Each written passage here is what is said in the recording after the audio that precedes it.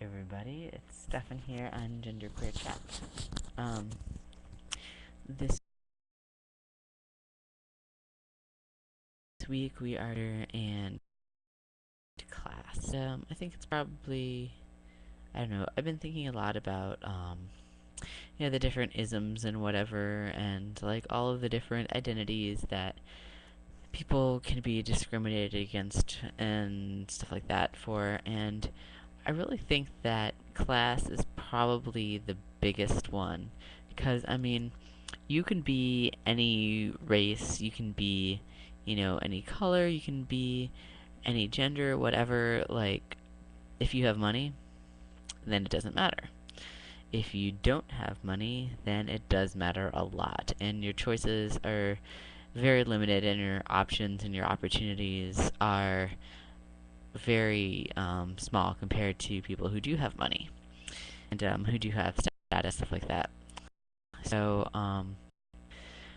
one of the things that comes up a lot in the genderqueer community is that genderqueer as an identity is kind of this white, educated, college, female-born,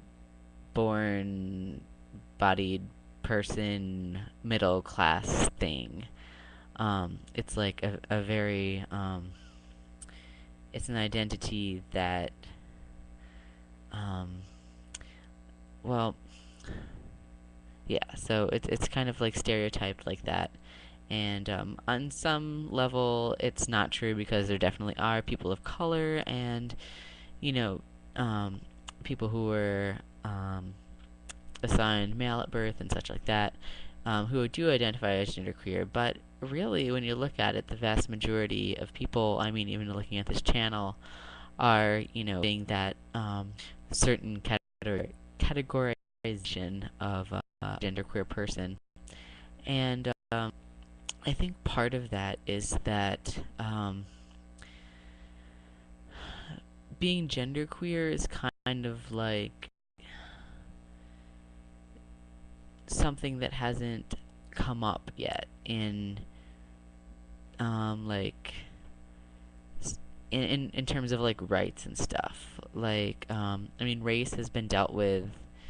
I mean, like, there's obviously still racism stuff, but like it's been a big thing, and so people are aware of racism, and people are aware of sexism in terms of males and females, but people aren't really aware um, of people who don't fit in with male or female. So they're not aware of the different issues and things like that, and so we still seem very weird to a lot of people. And so I lost my train of thought. Oh yeah.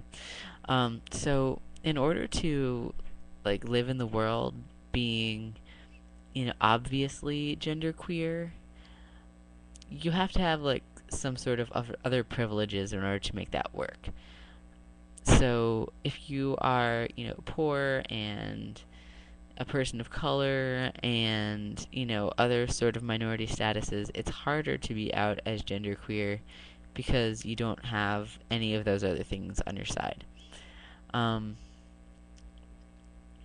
For me, being kind of a working lower middle class but college educated person is really important, because a lot of the support that I've gotten has been through the college community and the friends that I've met at college.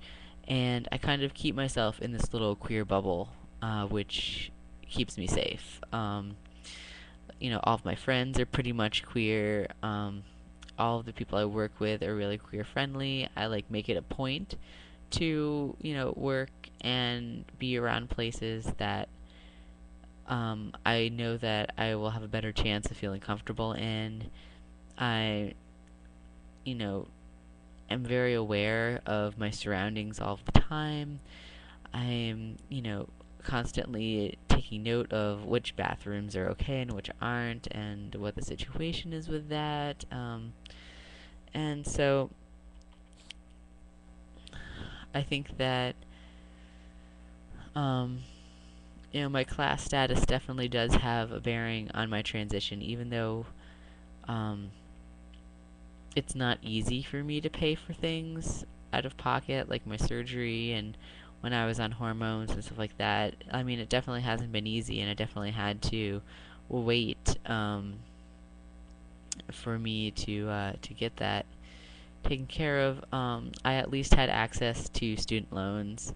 Um, I mean, I owe the government a whole lot of money, but I mean, at least student loan is good debt, and with the new consolidation thing, hopefully it'll disappear in like 25 years anyway. So hopefully I won't have to pay very much of that back, and we will see. But I mean, some people are so, they can't get loans. They're not in college.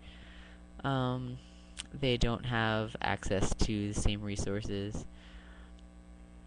and so that could be really problematic, especially if somebody is experiencing more um, intense body dysphoria. Um, that could definitely be an issue, and access to medical stuff is also really important. I mean, even with my class status being pretty okay, um, I still have issues with like health insurance and stuff like that. Since I have the GID diagnosis, which we'll talk about a little more next week, hopefully, because there's a new one. So yeah, um, like it's not official yet, but anyways, we'll talk about that later. Um, so like with my GID thing going on, it's difficult for me to get insurance on my own because I have like a pre-existing condition.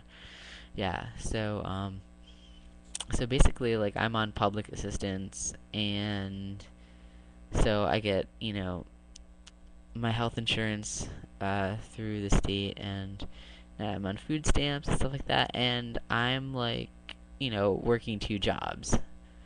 And so if like me being a person without children, without a whole lot of expenses, working two jobs and still can't afford, basic stuff like going to the doctor, like it's just, next to impossible for somebody that does have, those other obligations. Um,